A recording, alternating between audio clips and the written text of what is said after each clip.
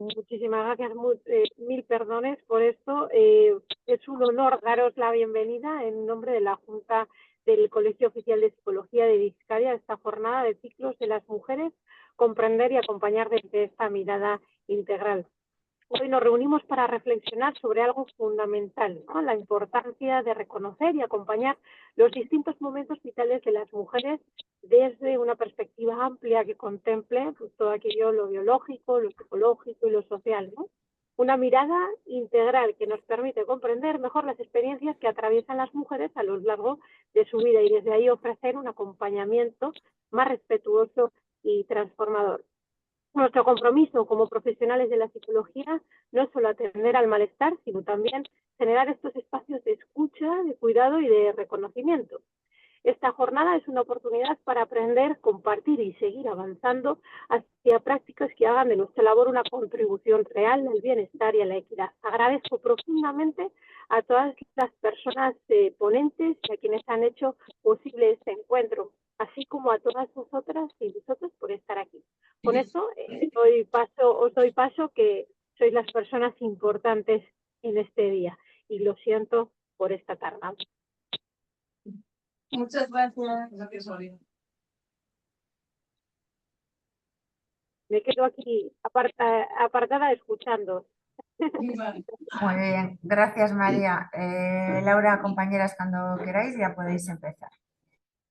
Vale, oficialmente os damos la bienvenida. Muchas gracias a las personas que habéis venido de forma presencial por el esfuerzo, que siempre conlleva un esfuerzo. Y también gracias a las personas que estáis de forma online. Nos han avisado que se han apuntado tanto gente del Colegio de Psicólogos de Vizcaya como de otros colegios, o sea que ha tenido muy buena actividad y eso nos hace muy felices porque bueno, pues es un proyecto que nació un poco de la demanda de diferentes grupos y comisiones del Colegio de Psicólogos, porque veíamos que era bastante importante, ¿no? El tener en cuenta los ciclos de las mujeres a lo largo de las diferentes etapas, ¿no?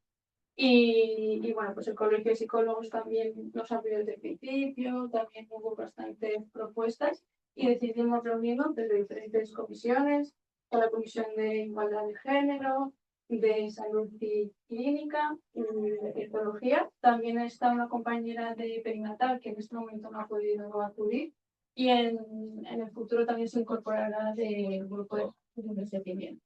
¿Vale? Entonces, como queríamos transmitir también esta parte integral, que todas acompañamos, ¿no? Mujeres en clínica sobre todo, y en las diferentes etapas, y bueno, pues sabemos que no es lo mismo acompañar a un adolescente que a una mujer que está en menopausia, entonces pues queríamos un poco abrir el debate para tener una mirada de reflexionar sobre este tema y los temas que nos competen, ¿vale? También esto está abierto tanto a público general como a otros profesionales de la salud, no simplemente a psicología, porque queríamos abrir esta visión, ¿no? Y dar la importancia que tenía. Entonces, bueno, pues eh,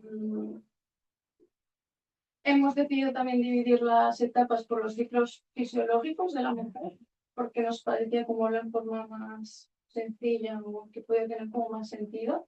Entonces, esta es la sesión inaugural, ¿vale? Y vamos a hacer diferentes etapas. Va a ser la siguiente infancia hasta la menarquía, juventud, luego está más la adultez. Hay una etapa también específica sobre maternidad, no maternidad, cómo influye esto también, ¿no? En la vida de la mujer. Y luego está como menopausia hasta envejecimiento. Entonces, va a haber más o menos cada 2 meses, hemos calculado que va a haber una charla sobre las diferentes etapas. Ya que esta ha tenido tanto interés, esperamos que las siguientes también y que os podéis apuntar tanto a las que más os interese como a las que bueno, apuntamos a todas. Que lo hemos hecho con mucho cariño y creo que va a poder ser un aporte interesante, ¿no? Que no siempre hay gente de diferentes perspectivas que nos aportan una visión, ¿no? Hay veces que es como algo muy específico desde alguna asociación en concreto, entonces creo que esto es un espacio como muy enriquecido, ¿no? Por todas. Entonces, comentaros también que la sesión va a ser grabada y que se os mandará también el link, ya que creo que la van a subir a YouTube.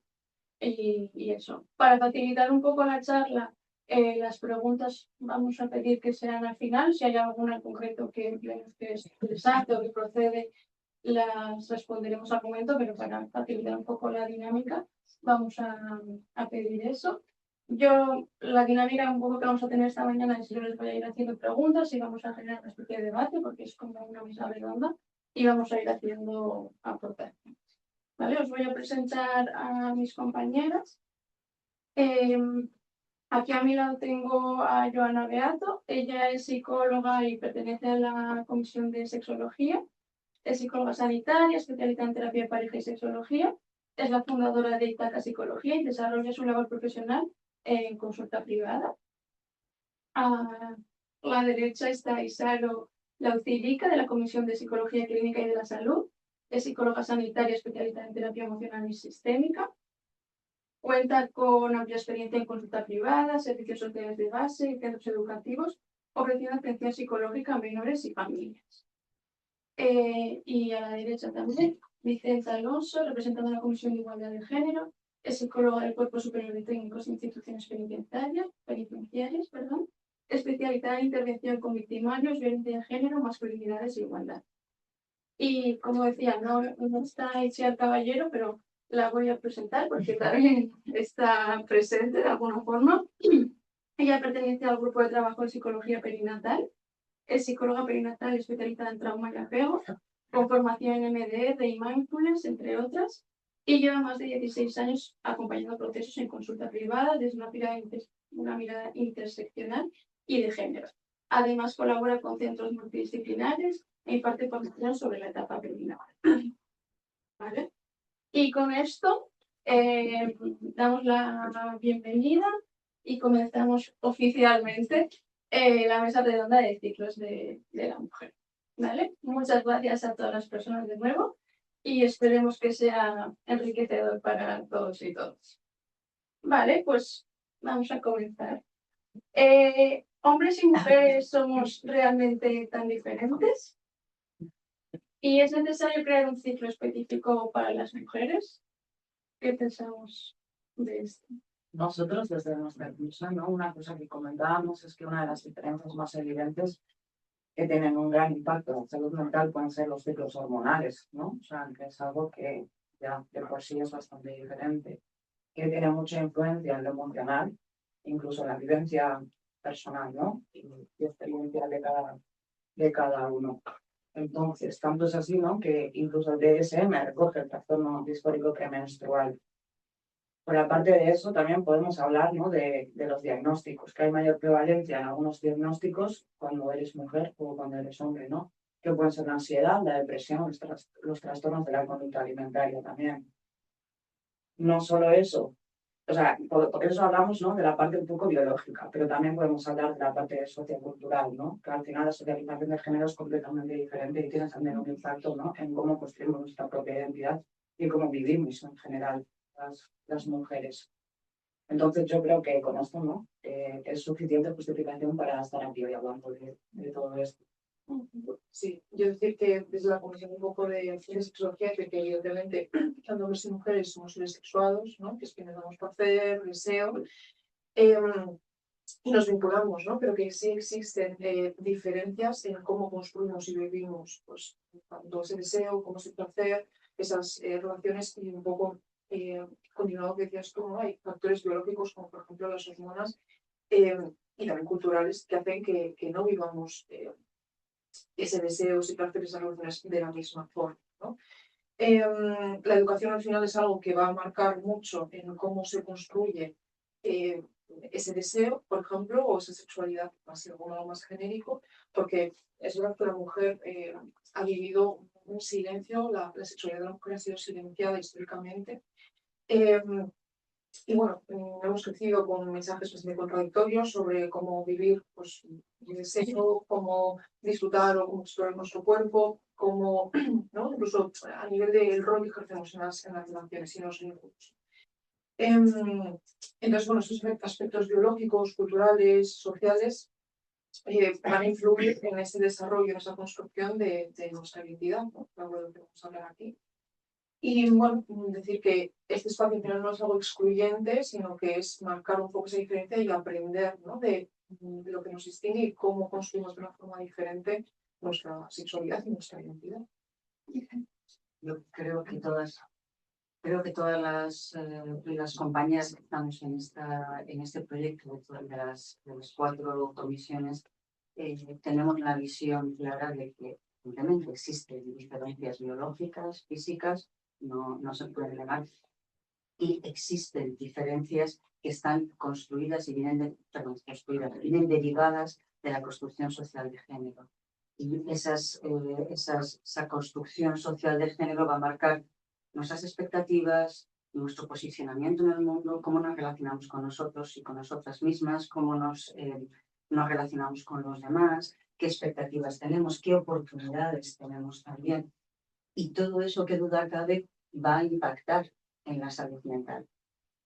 Obviar esto por parte de los y de las profesionales de la psicología es introducir un sesgo, primero en el conocimiento y segundo en nuestra praxis. Es una mala praxis. Por eso es tan importante que cuando estamos atendemos a las personas que tenemos en nuestras consultas, en nuestros servicios, cuando atendemos a las mujeres y a las niñas que tenemos que acuden a nuestros servicios, tenemos que ser conscientes de que hay una diferencia que les ha marcado. Y esa diferencia hace que experimenten y que transiten por las circunstancias que les toca vivir, por las etapas que les toca vivir, de una manera diferencial con respecto a los hombres.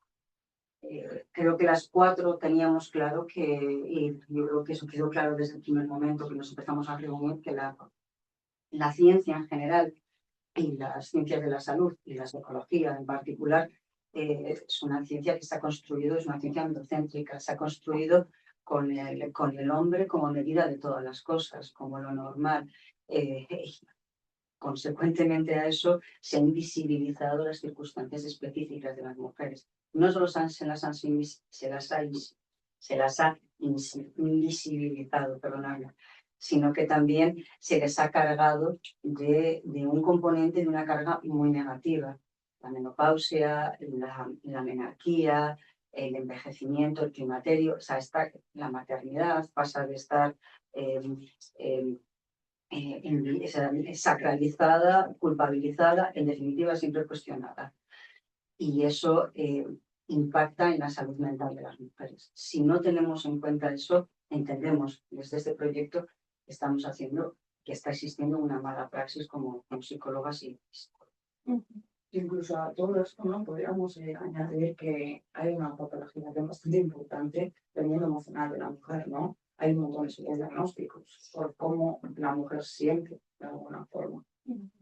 Entonces nos queda claro que era necesario y que sí que existen diferencias significativas, ¿no?, sobre todo en cómo procesamos y en cómo vivimos. A lo que dice la compañera, también teníamos claro las 4 que tenemos que salirnos de ese diagnóstico, de esos síntomas, e ir más allá, ir a contextualizar y salir del individual y ligado a lo estructural.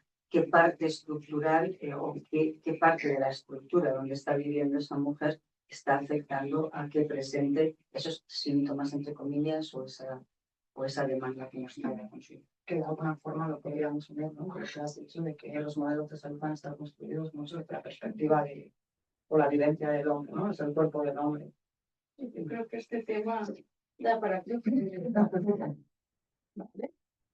¿Por qué hemos decidido estas etapas? ¿Qué criterios hemos seguido?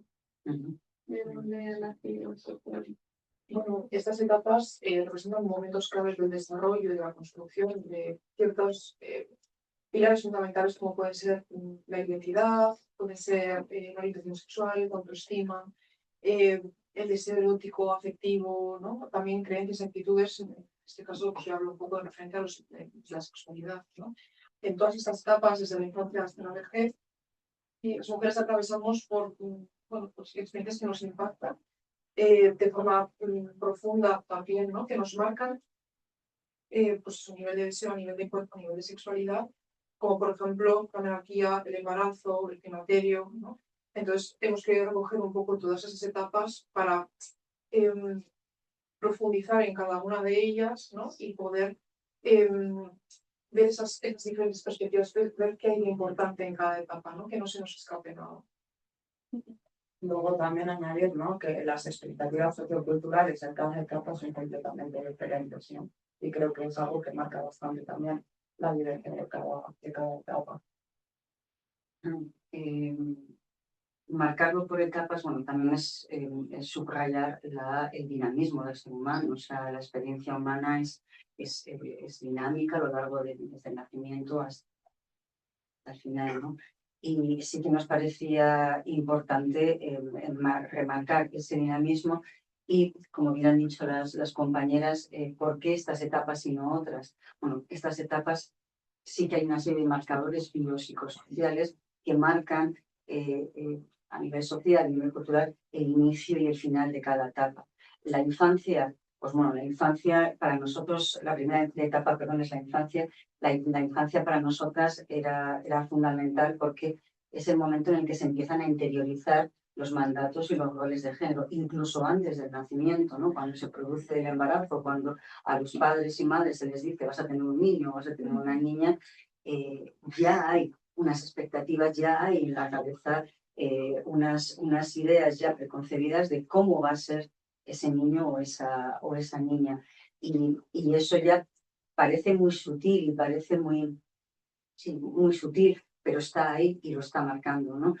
En la infancia, como hemos dicho, es el momento en el que se empieza pues, todo el desarrollo afectivo psicológico de las niñas y de los niños, y es el momento en el que se empiezan a interiorizar esas expectativas, esos roles, esos mandatos de género. Nos parecía importante, ya lo veremos en la próxima sesión, dentro de la infancia, remarcar dos aspectos. En cada etapa podríamos remarcar 1000 cosas, pero no nos da tiempo para todo. Sí que intentaremos daros material y sí que intentaremos daros referencias, pero podríamos remarcar muchísimo. Nos ha parecido importante dentro de la infancia remarcar dos. Una, toda la realidad trans, y dos, la violencia sexual en la infancia, en la que mayoritariamente las víctimas son mujeres, niñas, perdón.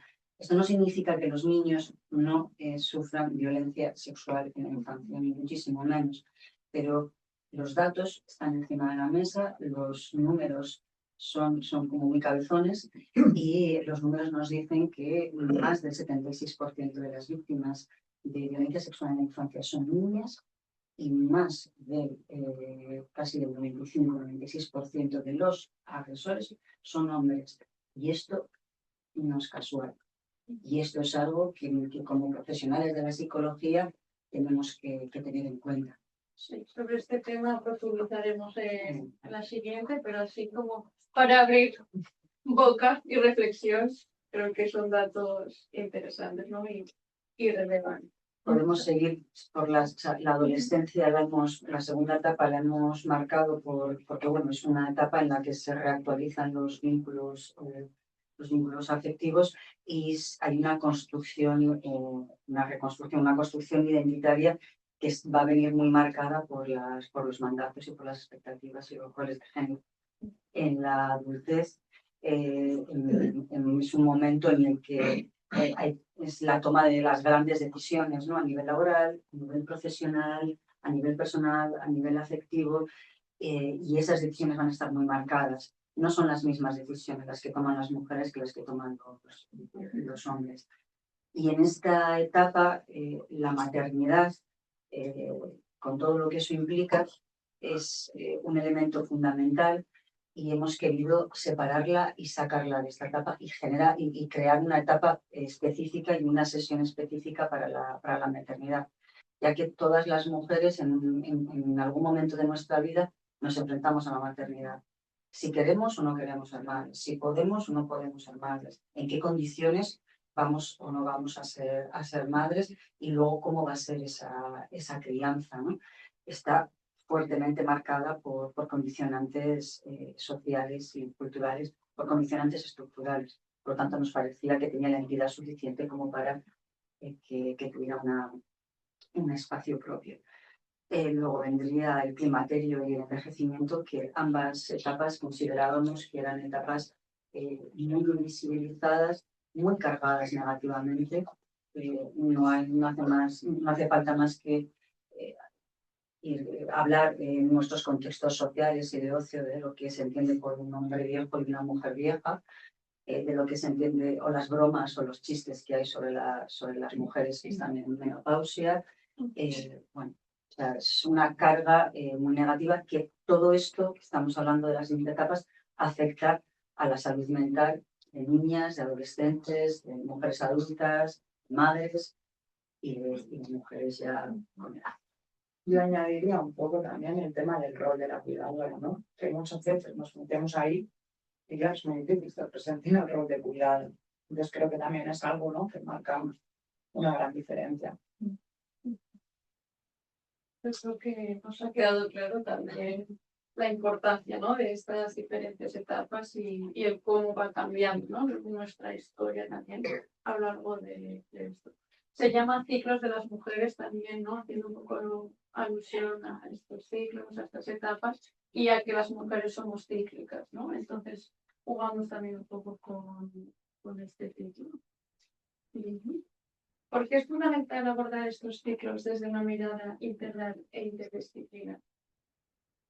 Bueno, yo por mi parte, ¿no?, considero que no se puede hacer psicología sin contexto, ¿no? O sea, es que no podemos acompañar a alguien sin llegar a entender, ¿no?, un poco su historia corporal, emocional, relacional, ¿no? O sea, si no comprendemos en su totalidad, ¿no?, a la persona que tenemos enfrente, es como muy difícil poder acompañarle. Entonces, si no lo hiciéramos, ¿no?, creo que solo nos quedaríamos en el síntoma y creo que con eso no basta, ¿no? O sea, nos quedamos un poco cortos.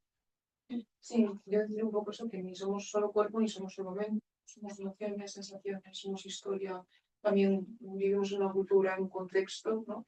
Y todo eso va a afectar y va a influir en cómo vivimos nuestra identidad, nuestra sexualidad, nuestro deseo, nuestro placer. Y claro, yo creo que también incluso algo que añadiría es que desde la psicología o desde incluso cualquier otra rama sanitaria o de abordaje, creo que es importante abordar desde la curiosidad, ¿no? Desde pensar que no lo sabemos todo sobre esa persona, simplemente trabajar y decir, bueno, yo llego hasta donde puedo llegar, pero hay más detrás de lo que yo puedo no estar viendo, que igual esa persona tampoco ve porque son conscientes, pero existe. Yo añadir a todo lo que han dicho las compañeras, que en las que estamos totalmente de acuerdo, en la que tenemos que tener en cuenta la estructura del contexto, tenemos que contextualizar. Y añadir simplemente que es que la mirada integral es la mirada rigurosa y es la mirada científica. La psicología es una ciencia y la perspectiva de género es la que dota de rigurosidad a esa ciencia, a ese conocimiento. O sea, dota de rigurosidad, perdón, a la construcción del conocimiento y también a nuestra praxis. O sea, si no tenemos en cuenta, como dice la compañera, el contexto donde se está moviendo la persona que estamos atendiendo, que estamos acompañando, que estamos ayudando, nuestra praxis no es buena. Y podemos estar haciéndola daño y podemos estar generando muchísimo más malestar que ayuda, que es lo que estamos pretendiendo. Incluso culpa. Y desde las diferentes comisiones y grupos de trabajo, ¿qué aportaciones queréis? ¿Por qué hemos visto que era interesante también esto? Bueno, desde la Comisión de Sexología, donde hemos querido poner el foco ha sido en la construcción de la identidad y de las creencias que se construyen en relación a la sexualidad, ¿no?, a lo largo del tiempo vital, ¿no? Porque queremos conocer cómo se desarrollan todas esas ideas, cómo se desarrolla ese deseo, ese placer, esas ideas que tenemos sobre esos diferentes constructos, sobre qué pensamos a la hora de cómo nos vinculamos con los demás, qué ideas tenemos, qué define todo eso, ¿no? Y cómo va cambiando, y cómo cambia no solo dentro de la propia persona, sino de un contexto a otro, de una cultura a otra, ¿no? Sí, pues Nosotros estuvimos comentando un poco, ¿no?, el hecho de que en cada etapa, ¿no?, podríamos poner como un título diferente, ¿no? Sí que es cierto que en la infancia no se nos ocurrió exactamente ninguno, ¿no? Pero si nos metemos en la adolescencia, ¿no? Lo que pensamos es lo que se espera de una pequeña mujer, ¿no? El cómo el contexto marca cómo tiene que ser, ¿no? Por más que tú no estés preparado para dar respuesta a todas esas expectativas que hay sobre ti, ¿no? La adultez podría ser una carrera de obstáculos, ¿no? Que tenemos el obstáculo de la maternidad, lo social, lo familiar, ¿no? Cómo tenemos que ir esquivando cada cosa para poder llegar a todo. Luego, la maternidad o no maternidad, ¿no? Lo definimos como una etapa de culpa e incluso vergüenza. Es una etapa bastante compleja en la que depende de si puede ser, si quiere ser o no quiere ser, ¿no? Cambia un poco la vivencia que se puede tener. Y en la climatería y la vejez, ¿no? Una pregunta que nos hacíamos es, ¿sigo siendo mujer, no? O sea, es como que de repente mis objetivos han acabado, ¿no? O sea, ¿quién soy yo ahora? Entonces, recogiendo un poco todo esto, podríamos decir que lo importante es desde dónde yo me sitúo, ¿no? Ante el mundo, ¿no? Y cómo quiero relacionarme con el resto. Y para eso, pues, consideramos, ¿no? Que es como súper necesario el tener en cuenta el contexto sociocultural en el que la persona que tenemos enfrente vive, ¿no? Desde la Comisión de Igualdad queríamos remarcar 4 aspectos que, bueno, que ya se han repetido a lo largo de esta charla y compartimos afortunadamente con las compañeras, ¿no?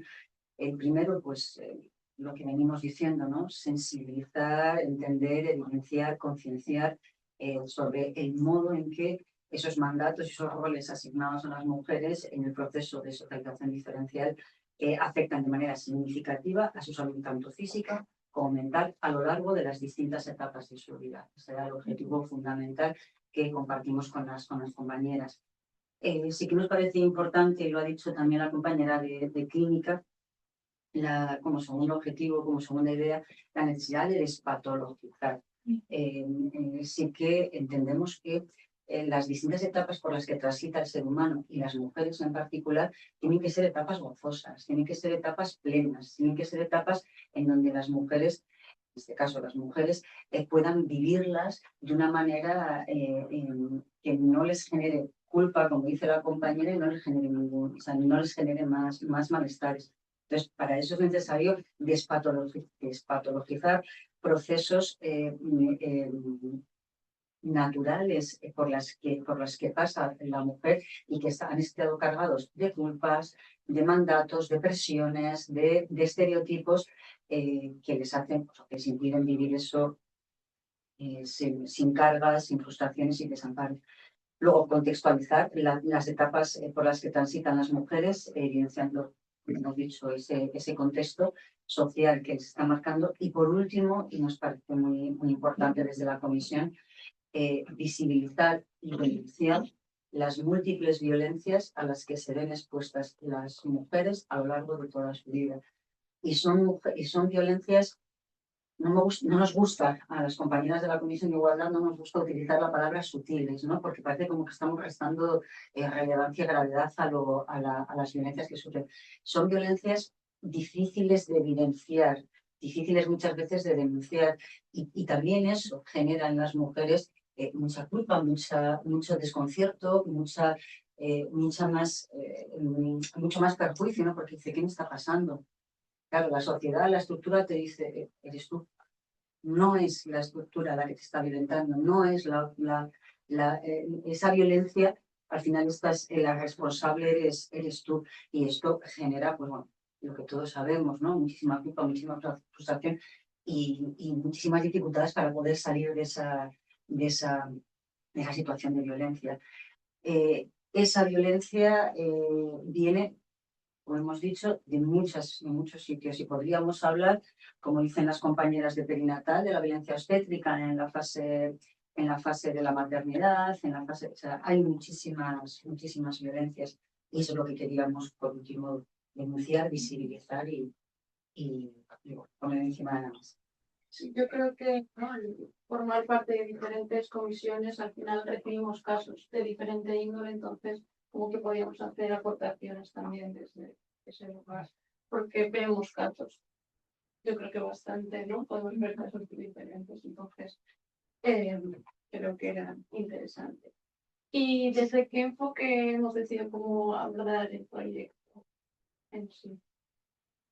Como una mirada, ¿no?, más general del proyecto. Afortunadamente yo creo que se ha generado una sinergia como muy chula entre nosotras y no nos conocíamos de nada y yo creo que bueno, pues había una sinergia muy chula porque compartimos el marco teórico, el paradigma desde el cual queremos entender este proyecto. Sí que es cierto que a lo mejor cada una lo nombra de una manera distinta y a veces como, y esto a lo que te refieres es lo mismo lo que yo estoy diciendo, claro, y tal. Pero bueno, lo chulo ha sido que estábamos muy de acuerdo en el marco teórico. Y el marco teórico no puede ser otro que la perspectiva de género, la perspectiva de infancia, en el caso de la infancia, y una perspectiva interseccional. No podemos olvidarnos, y ninguna de nosotras nos olvida, de que estamos en una posición privilegiada y de que como profesionales de la psicología tenemos que llegar a todas. Y desgraciadamente no llegamos a todas. Es importante que cuando estemos en nuestros servicios, en nuestras consultas, en nuestros trabajos, tengamos una visión en la que no perdamos esa parte. Una visión donde no juzguemos. Porque muchas de las cosas que estamos recibiendo, que recibimos en consulta, que recibimos en servicios, que recibimos, que escuchamos, no las hemos vivido. Afortunadamente, no las hemos vivido, pero es que la persona que tenemos delante sí que las ha vivido. Y tenemos que tener una mirada amplia, una mirada libre de juicio y de prejuicios, y una mirada en la que integremos todas las distintas capas de opresión que tenemos en la persona que tenemos enfrente. Entonces, esa mirada interseccional, esa mirada de género, esa perspectiva de infancia que la queríamos remarcar porque tenemos la sensación de que falta esa perspectiva de infancia en muchas de las prácticas profesionales. Y bueno, yo creo que es un poco el paradigma en el que compartimos todas. Yo a esto le añadiría un poco, ¿no? Hemos estado hablando de expectativas socioculturales y nosotros somos ciudadanos, ¿no? Que somos parte de la sociedad y muchas veces vamos cargados, ¿no? De todas estas expectativas, de estas creencias, de estos juicios. Entonces, es súper importante plantearnos, ¿no? Y poner sobre la mesa todo esto para que eso no afecte a la hora de acompañar, ¿no? A la persona que tenemos enfrente, de alguna forma. Entonces, es un poco el mirar más allá, ¿no? De lo que de alguna forma hemos ido adquiriendo durante nuestras vidas. Sí, básicamente el hacer trabajo personal es bastante importante porque no podemos tampoco, aunque tratemos esos objetivos en nuestro trabajo, ¿no? Y acompañar, enfocando a la persona, es muy difícil separarnos de nuestra propia historia, de lo que nos afecta, de lo que nos duele también, ¿no? Y también es algo que nos puede ayudar a empatizar, ¿no? Está muy bien.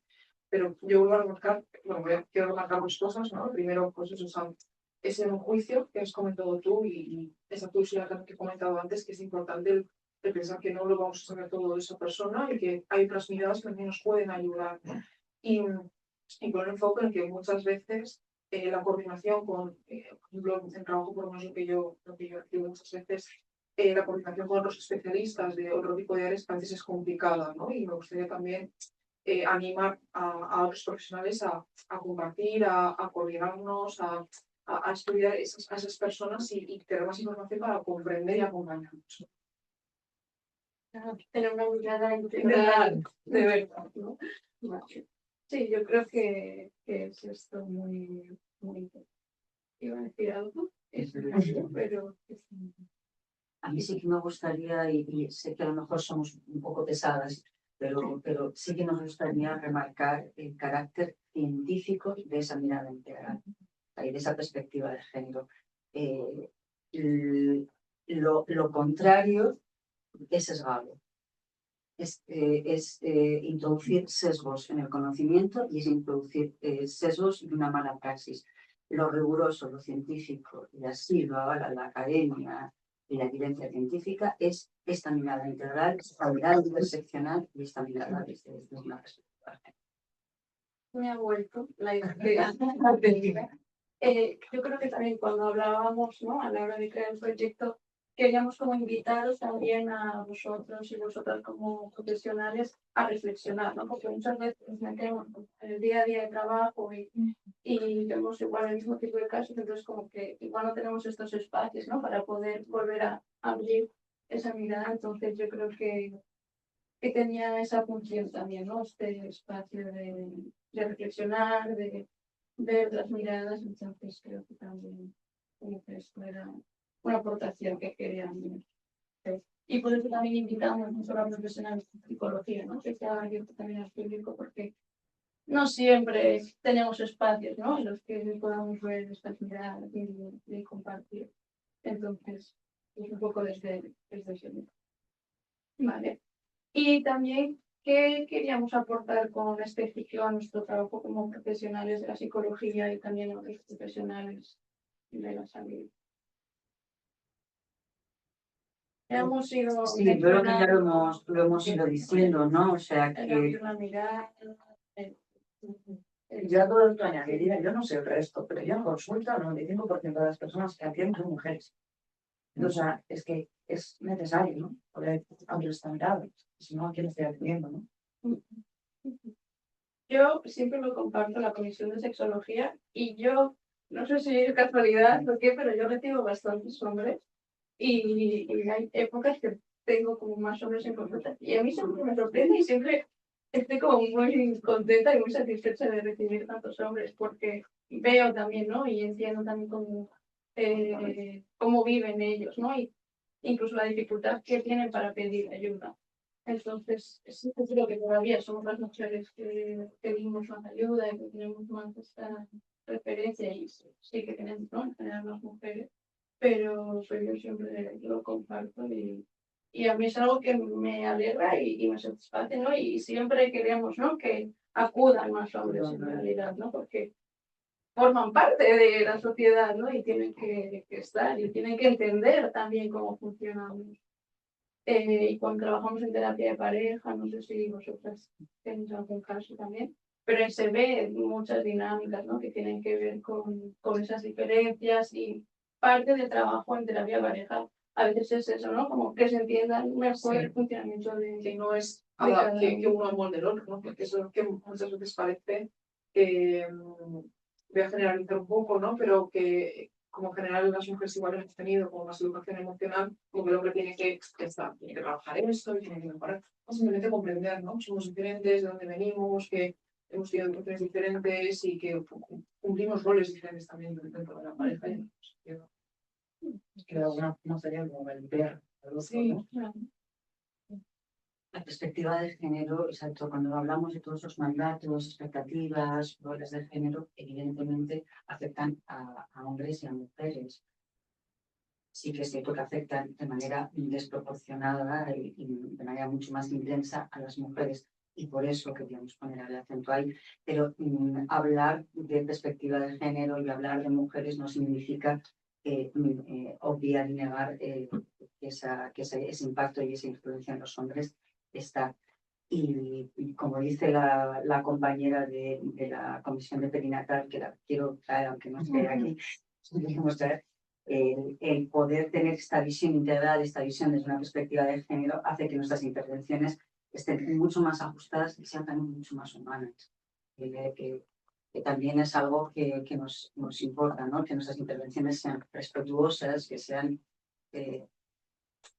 sí, la palabra que nos sale es respetuoso, ¿no? Respetando a la persona que tenemos delante y que la acompañemos a transitar por sus distintas etapas de una manera mucho más tranquila y mucho más, como dice la compañera, acoger a las mujeres desde el momento vital en el que se encuentran sin reducirlas al síntoma o al diagnóstico. Y ya que estamos, ¿no? Como hablando más de nuestras vivencias, ¿no? Como profesionales, ¿creéis que en general tenemos en cuenta estas etapas a la hora de abordar los casos que acuden? O si somos conscientes realmente del impacto que tienen. yo creo que siempre no. Yo creo que muchas veces no recogemos todo el proceso, ¿no? Recogemos simplemente el momento en el que está la persona, pero no pensamos en de dónde viene, cómo le ha afectado, ¿no? Pues si es una mujer adulta, cómo ha podido afectar en la infancia, cómo tal, simplemente recogemos esto y no contextualizamos. Estamos limitados en el tiempo. Yo a esto añadiría el hecho de que, creo que no he recibido muchas formaciones en las que se recojan todo este tipo de cosas, ¿no? O sea, a mí nadie me ha dicho, oye, ten en cuenta, ¿no? Que no sé, igual la niña se educa completamente diferente al niño, ¿no? Y eso tiene una influencia en cómo actualmente está viviendo. Creo que es importante el que ya sean formaciones o en la práctica clínica, ¿no? Se tenga este punto. Yo añadiría, remarcando lo que dice la compañera, que la mayoría de las y de los profesionales de la psicología no hemos recibido una formación específica, no hemos hablado de esto ni hablado en la carrera y no hemos recibido formaciones específicas de este tema. Yo quizá esta pregunta la lanzaría a todas las personas que estáis aquí con nosotras en presencia y en casa, ¿no? Creo que es importante que esta reflexión la hagamos todos y todas, ¿no? Y en mi práctica profesional tengo en cuenta esto. Tengo en cuenta cuando estoy atendiendo a tal o tal persona y puedo ponerle nombres y apellidos, tengo en cuenta en qué momento está y qué es lo que está viviendo y cómo le ha afectado, le ha impactado esas obligaciones de género, que a lo mejor buena parte de eso es lo que me está atrayendo a este espacio terapéutico, ¿no? Entonces, yo esa pregunta os la lanzaría a vosotros, ¿no? Y a vosotras.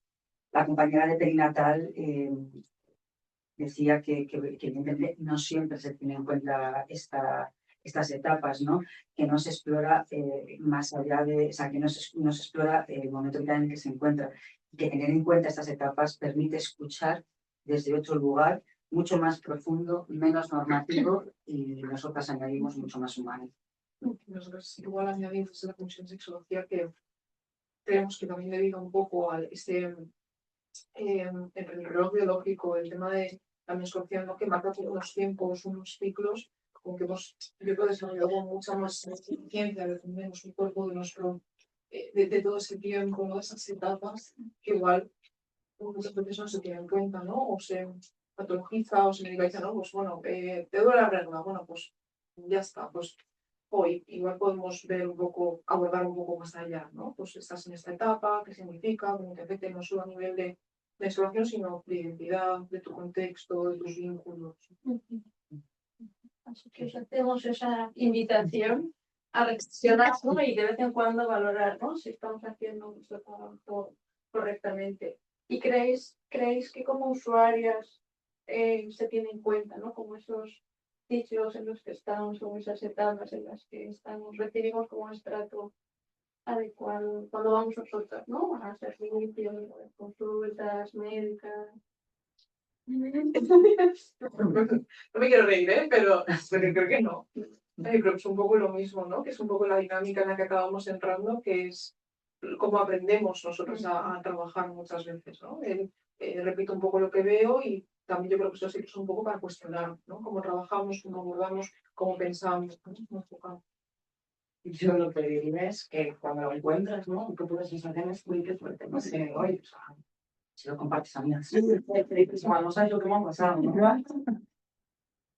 Yo añadiría a las compañeras que yo creo que todas hemos tenido experiencias propias y también a las personas y a las mujeres que atendemos que en el momento en el que le das estas claves estructurales y contextuales, lo que se produce es un alivio. O sea, y es sanador, es decir, ostras, no soy yo. Es que no soy yo, o sea, es que ya... Y te vas un poquito quitando esas capas de culpa, que no se quitan nunca, o sea, porque yo creo que si algo acompaña a las mujeres desde que nacemos es la dichosa culpa, ¿no? Y nos la quitamos, culpa por todo, por hacer y por no hacer. Y cuando te empiezan a dar estas claves, ¿no? Cuando empiezas a ver, no, mira, es que esta es la estructura, es que estos son los mandatos, es que a ti te han dicho esto, mira, vamos a verlo así, cuando empiezas a contextualizar, lo que sientes es enorme, ¿no?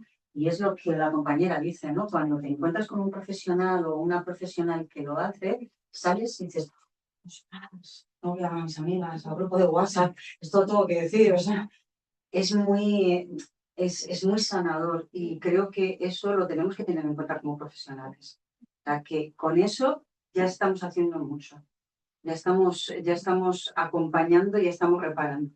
cuando decías eso, a mí me ha venido mucho, yo creo que es algo que hemos vivido todas, ¿no? Ese momento en el que tú sabes que te está pasando algo rarísimo, se lo compartes a tus amigas y te dicen, a mí también me pasa tú. No sé yo, vale, esto es normal, qué bien, ¿no? Y que luego muchas veces en ciertos profesionales no encuentras ese, bueno, no es normal, pero ¿no? Simplemente como, bueno, pues es normal, a mí también me pasa, yo vivo esto, pues a mí me pasa otra cosa, pues a mí, ¿no? Y como compartir, compartir la culpa. Ahí sí que nos surgió en los debates, cuando estábamos preparando este proyecto, ¿no? Nos surgía las comunidades de mujeres, los grupos de mujeres, ¿no? Los sanadores, que son esos grupos, ¿no? Y que, como lo que dice la compañera, ¿no? Cuando te encuentras con otras mujeres que están viviendo lo mismo que tú, dices, vale, entonces no soy yo. Entonces no soy yo. Entonces volvemos otra vez a empezar a quitar capas de culpa, ¿no?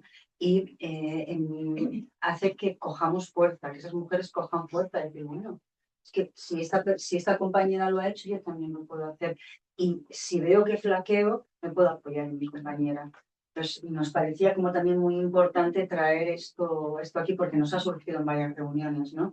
Esa idea y esa potencia que tienen los grupos de mujeres. Al final, de alguna forma, no nos dan pertenencia, igual que yo sé, cuando pasa baloncesto, ¿no? Que es como, es un grupo que nos une el baloncesto, ¿no? Pues en el otro sería el ser mujer, una cosa que tampoco tienes, ¿no? Tan accesible en la sociedad. Y ya todo esto añadiría una frase que es igual, ¿no? En lo que se alivia es la sensación de, vale, es que no es que yo esté mal, o sea, mal hecha, mal construida, mal, ¿no? Que es todos lo están viviendo también, ¿no? O sea, no soy solo yo, no estoy yo rota, de alguna forma. Y yo siento un poco como que muchas veces, ¿no?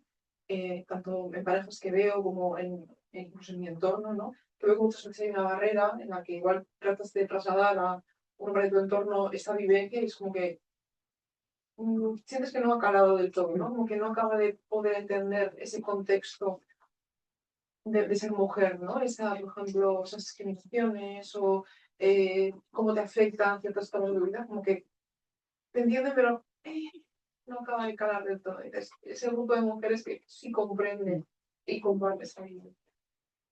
Sí, yo creo que en los últimos años como que se han desarrollado muchas comunidades de mujeres, ¿no? Acompañando la maternidad, como psicotribus, círculos de mujeres, ¿no? Que anteriormente yo creo que no estaba tan presente, o están igual más ocultas y que son como un sustento importante, ¿no? En general.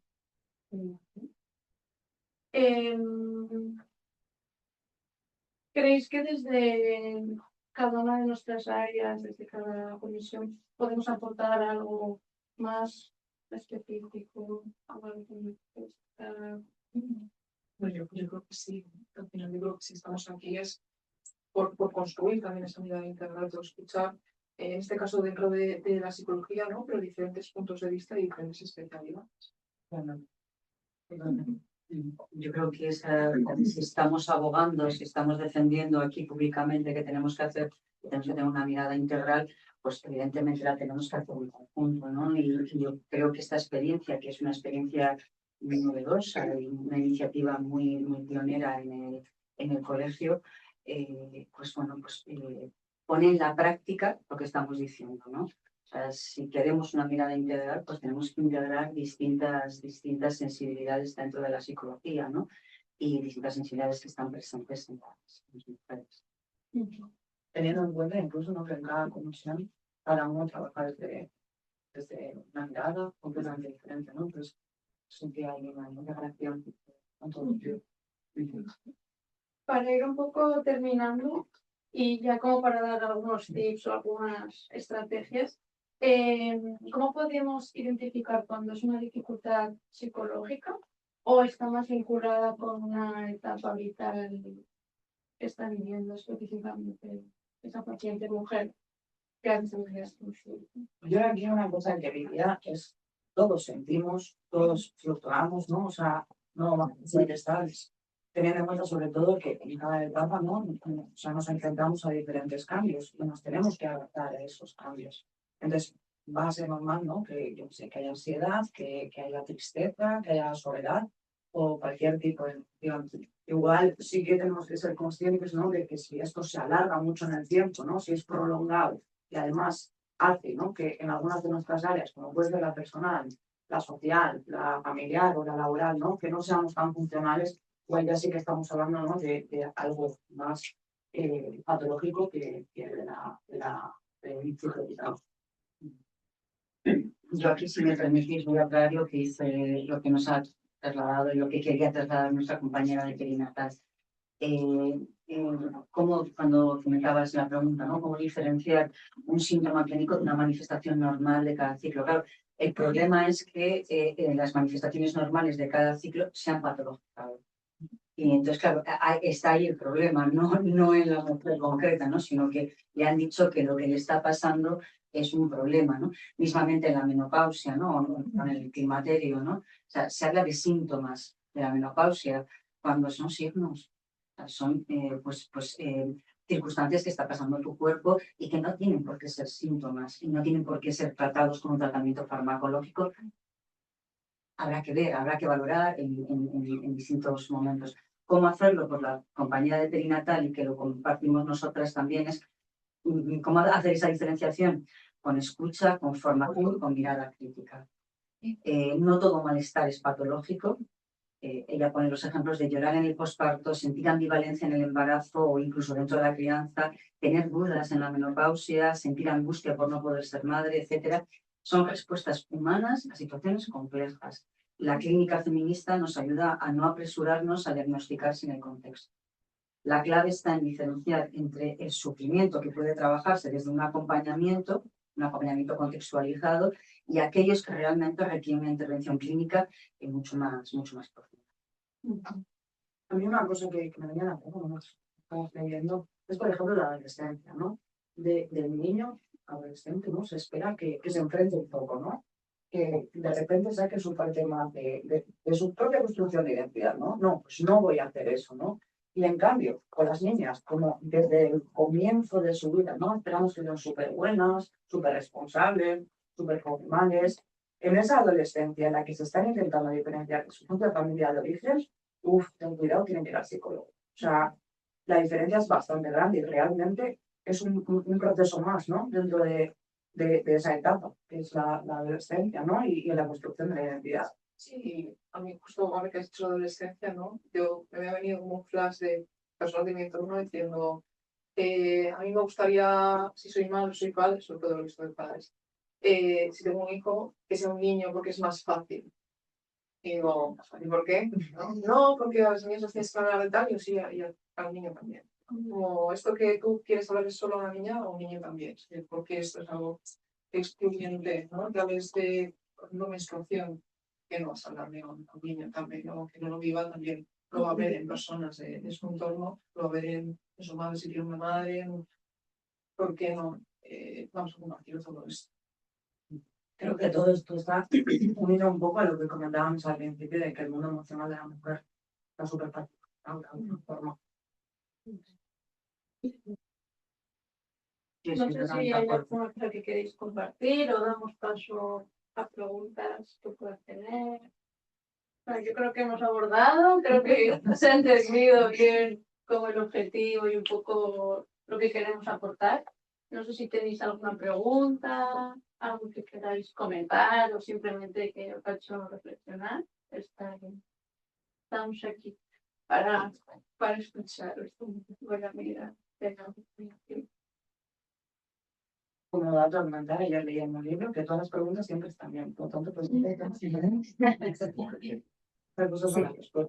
Si os parece, intervengo yo, chicas. Bueno, hay una pregunta en el chat que dice a ver si vamos a hacer llegar la grabación. Sí, la grabación se va a colgar en el canal de YouTube del colegio, y además de eso, a todas las personas que os habéis inscrito en esta actividad, os vamos a enviar el enlace directamente, para que sepáis cuál es y todas estas cosas.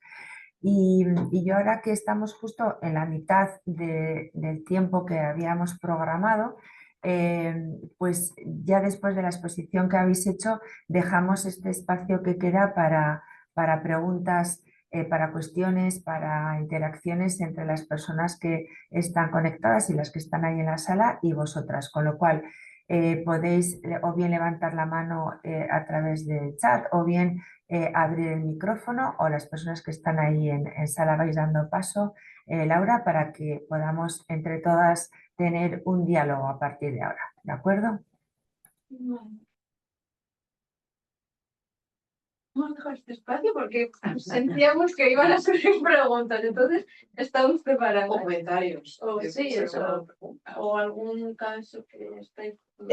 Como está en abierto, es como una reflexión que se me ha quedado abierta, ¿no? Ya me impacta cuando ha presentado no sé quién era, María, la del principio. Cuando se habla de las mujeres, cuando una mujer habla de las mujeres, ¿no? Como que me hace un poco así. Y luego también lo he percibido en alguna situación, claro que aquí estamos hablando como de las mujeres pacientes, ¿no? De las mujeres a las que atendemos. Pero me surge ese impacto y a partir de ahí, como se me queda ahí dando vueltas, voy dando vueltas, ¿no? Y estaba pensando en cómo me parece a mí de importante, o me ha parecido a mí, me está pareciendo, que estoy en proceso, ¿no? Para siempre. De importante darme cuenta de que yo soy mujer, ¿no?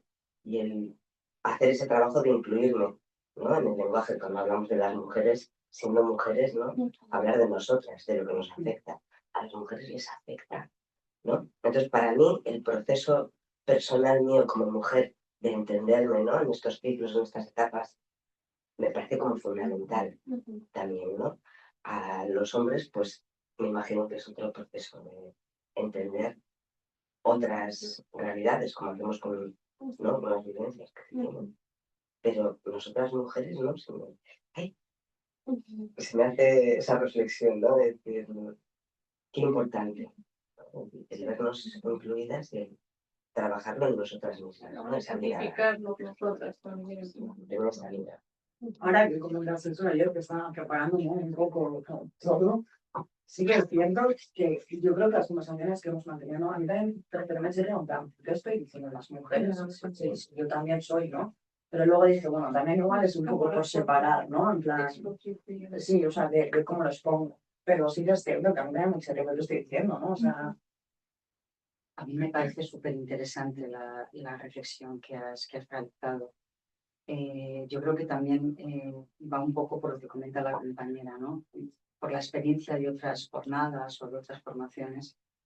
Claro, estamos tocando cosas que nos remueven mucho. Entonces, yo creo que muchas veces no estamos preparadas para, o no es el momento, o no estamos preparadas para enfrentarnos con determinadas cosas, ¿no? Yo antes he dicho, por ejemplo, ¿no? Que uno de los objetivos de la Comisión de Igualdad es remarcar y denunciar y poner en evidencia encima de la mesa las múltiples violencias a las que nos vemos expuestas las mujeres a lo largo de nuestra vida. Y luego nos vemos expuestas. Y enfrentarse a eso es complicado. Y muchas veces nos cuesta entender que lo que nos han hecho, no lo que yo he hecho, sino que lo que nos han hecho es violencia, es acoso, es abuso, es agresión. Y esto nos cuesta mucho, porque tambalea muchos de los cimientos que nos han construido desde la infancia. Entonces, he puesto el ejemplo de la violencia, pero he puesto ejemplo. Por ejemplo, estuvimos el otro día en las jornadas en el curso sobre maternidad y nos conmueve mucho. Y yo creo que muchas veces lo que dice la compañera, ¿no? Es un mecanismo de defensa. Nuestro, no de las mujeres, las otras, ¿no? Y luego llegas a casa, te dedicas 2 o 3 minutos, te viene el pensamiento y al yo, y dices, uy, déjalo, ¿no? Pero bueno, esta reflexión es que me encanta que la hayas hecho porque creo que esta reflexión a nivel personal, pero también a nivel profesional la tenemos que tener. Porque para poder ayudar y acompañar a otras personas, tenemos también que enfrentarnos a esto, ¿no? Porque muchas veces, perdonadme que siempre vuelva al tema de la violencia, ¿vale? Muchas veces, ¿no? Intentamos, pues que quiero que esta persona se dé cuenta de la violencia, tal, y otro, ¿tú sabes lo que eso significa? Si tú misma no lo sabes hacer, no te cuesta hacerlo, y no es la violencia que está sufriendo la otra persona, es muchísimo menor, pero te cuesta hacerlo. no sé, es la reflexión que me surge a lo que tú has dicho, ¿no? Que a mí también me pasa y yo creo que es un mecanismo de defensa que está bien no hacerlo aquí en una charla, pero yo sí que invito a todas y a todos a que cuando lleguemos a casa le demos una vuelta a esta charla y a todas las que vamos a hacer, ¿no? De cómo he sido criado, qué mandatos he interiorizado, cómo los estoy perpetuando, etcétera. Entonces, deseo esos 2 o 3 minutitos solitas en casa o solitos en casa. Gracias. Muchas gracias.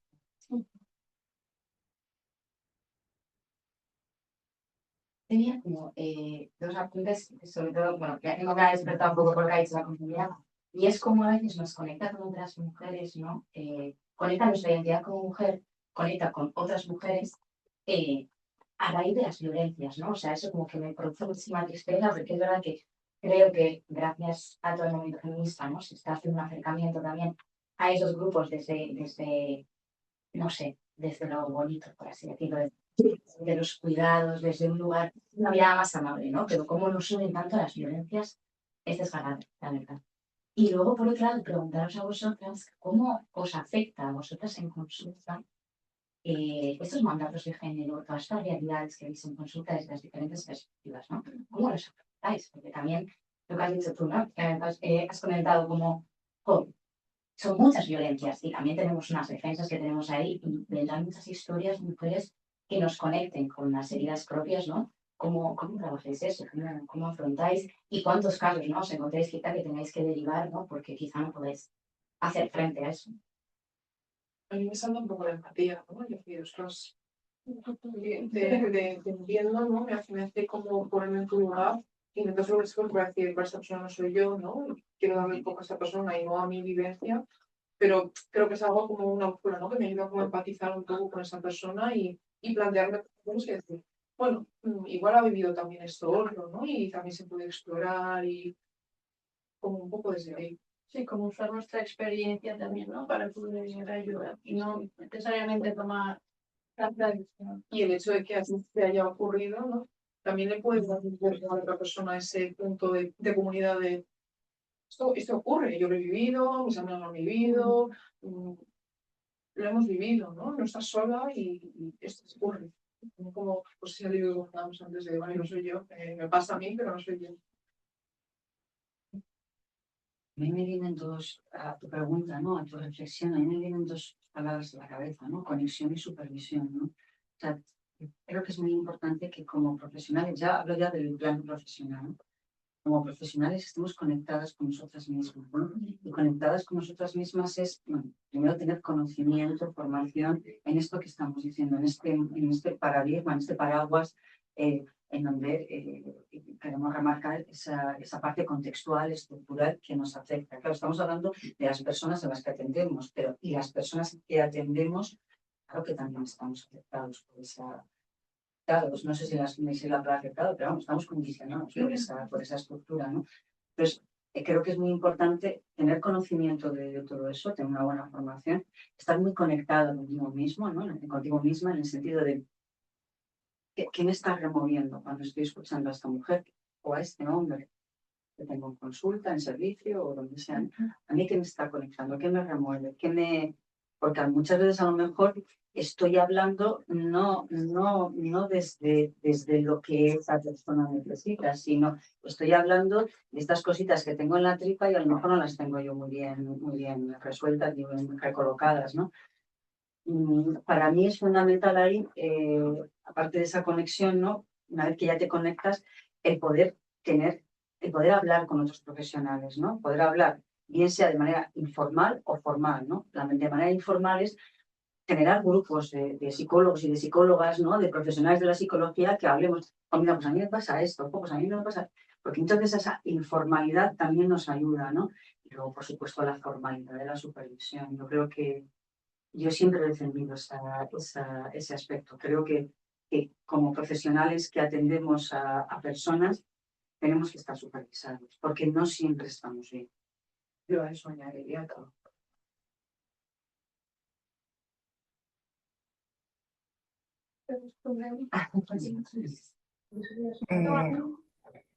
Sí, chicas, hay una... bueno, hay en el chat una cuestión. Hay una compañera que dice que sabe que es muy reciente la noticia, pero ¿qué pensáis acerca, bueno, qué pensamos acerca del inventado síndrome posaborto que se está planteando desde la Comunidad de Madrid? Es un tema polémico, ha salido en los medios ayer, hoy. No sé si hay alguien que quiere comentar algo al respecto. Yo me dan ganas de saltar. Desde el principio de la charla estamos hablando y estamos remarcando el carácter científico y riguroso de nuestra praxis y de la ciencia de la psicología. Entonces yo creo que tenemos ahí todas y todos una responsabilidad en no admitir, y cuando digo no admitir es no admitir ni siquiera en nuestros contextos de ocio. Cuando vayamos mañana o esta noche al Pinchopote, o sea, yo personalmente no voy a permitir que se hable de un síndrome que no es científico. O sea, porque entonces yo puedo hablar de 300.000 síntomas y de 300.000 síndromes. O sea, yo creo que tenemos una obligación profesional y ética de decir, bueno, es que aquí no se puede decir cualquier barbaridad. O sea, no puede salir gratis, decir, o sea, que venga uno y un cuñado de turno y hable de la primera barbaridad que le pase por delante. O sea, no lo podemos admitir. Y ya eso a nivel personal y profesional. Y yo creo que a nivel político y a nivel general, o sea, a nivel ya más para arriba, yo creo que tiene que haber una respuesta contundente. O sea, no se puede, porque ya no es que salga un cuñado y hable de un síndrome que no existe, es que se está pidiendo a los profesionales sanitarios de la Comunidad de Madrid que a las mujeres que que han decidido abortar se les dé una charla de qué, de todo saber qué, es que eso me parece una verdad y eso para mí es de juzgado de guardia, para mí. Al final es como volver a patologizar, ¿no? Todo vivencias o síntomas o situaciones. Yo subrayaría un poco lo que queremos transmitir desde la Comisión de Clínica, ¿no? Esa tendencia que ha habido y que hay a colgar una etiquetita diagnóstica a las mujeres, ¿no? Por algún malestar que se puede generar en alguna de sus etapas del ciclo vital, ¿no? Debido a no poder cumplir con las expectativas que se depositan sobre ella a nivel sociocultural o debido a no poder cumplir con los mandatos de género que se le imponen o debido a no poder cumplir un poco con esos roles de género que se esperan de ella, ¿no? Y una vez más, pues eso, ¿no? El patologizar pues bueno, situaciones y condiciones a nivel emocional que puede vivir una mujer, pues no tiene ni pies ni cabeza ni sentido, ni es científico, ni es riguroso, ni ni es justo tampoco, ¿no? Para las mujeres, porque bueno, cuando nos asignan una etiqueta diagnóstica, ¿no? Lo siguiente es medicalizar ese malestar, ¿no? Para silenciarlo, ¿no? Entonces, se está enterrando también de dónde viene, ¿no? Sí, quiero recalcar ese carácter científico y riguroso. Los síndromes, para establecer síndromes, tiene que hacerse un estudio epidemiológico, científico, con evidencia, etc. Un síndrome no puede salir de no sé dónde ha salido esto. Un síndrome no puede salir de un ámbito judicial como el síndrome como el SAP, la alienación parental. O sea, es que los síndromes, si llamamos síndrome, tienen que salir de un entorno y un proceso científico y un proceso riguroso. No podemos llamar síndrome a cualquier cosa.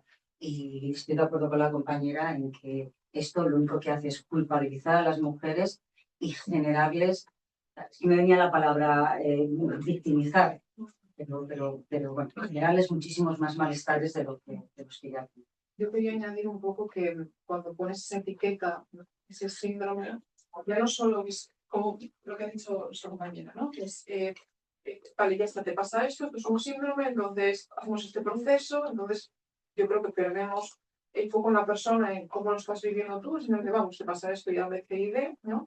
Pero ¿qué pasa si no entras en ese síndrome? Si no cumples con todos los criterios que entran en ese síndrome, que es como, entonces no te pasa nada, ¿no? Entonces no tienes el síndrome de posaborto y bueno, entonces ya estamos perdidos, ¿no? Yo creo que el foco debería estar un poco ahí, pues la persona, ¿qué necesitas tú, cómo lo estás viviendo, y no encajarte o no encajarte, o medicarte A o medicarte B, sino no etiquetar, sino pues, simplemente preguntar, ¿no? Y preguntar las necesidades de esta persona. Al final yo creo que los síndromes, ¿no? Cuando salen nuevos síndromes o diagnósticos, tiene que ver, yo creo que un poco con la estructura, ¿no? El funcionamiento de la sanidad, ¿no? Es como que es necesario tener un diagnóstico para que te puedan tratar, ¿no? Porque no se focalizan tanto en la persona. Pero claro, evidentemente eso trae otros problemas añadidos, ¿no? Pero parece que si no entras ahí como que no te pueden tratar. Ahora que hablas de la sanidad, ¿no? Me venía a la cabeza el hecho de que a día de hoy ya ni siquiera es el psiquiatra el que receta la medicación, es que ya es el médico de cabecera. Entonces, el acercar, ¿no? Un poco todo lo que hemos hablado a los diferentes profesionales, no solo psicólogos, no creo que es bastante importante. Yo, antes de dar paso a la compañera, si se me permite dar una sugerencia de lectura para los próximos días, yo más que intentar buscar qué es el síndrome del posaborto, yo sí que recomendaría a las compañeras y compañeros que profundizasen en el diagnóstico de trauma complejo que ya está reconocido desde el 2021-2022 en la CIE-11. Creo que es un paradigma que nos puede ayudar a entender muchísimas más cosas que no un falso síndrome posaborto o por lo comunitario. Obviamente eso es puramente política, ¿eh? Es puramente político, se sabe, o sea, no hay que poner sobre la mesa nada.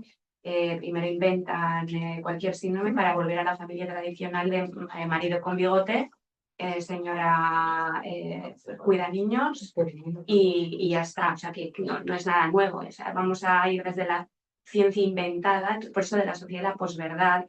Es muy importante basarse siempre, sí, en el método científico, pero la reflexión diaria, constante y mucha información y sobre todo la sociedad, la cultura, porque una vez perdemos eso nos deshumanizamos.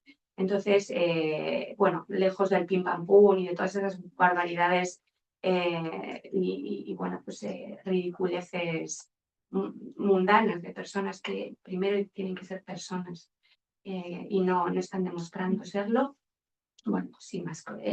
Quería hacer ese pequeño.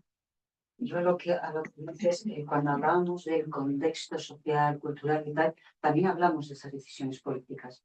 Sí. Esas decisiones políticas están afectando a la vida de las niñas y de las mujeres y las están afectando de una manera, pues como ya vemos, o sea, en este caso en concreto, patologizando una experiencia por la que tiene que transitar el aborto, que más que preguntar o darle charlas sobre esa cosa, o sea, ese síndrome, es a lo mejor alguien se tiene que hablar con ella y dejarla hablar, dejar un espacio donde hablar y decir, bueno, ¿por qué tomas esta decisión? ¿Desde dónde tomas esta decisión? ¿Cómo te encuentras tú tomando esta decisión?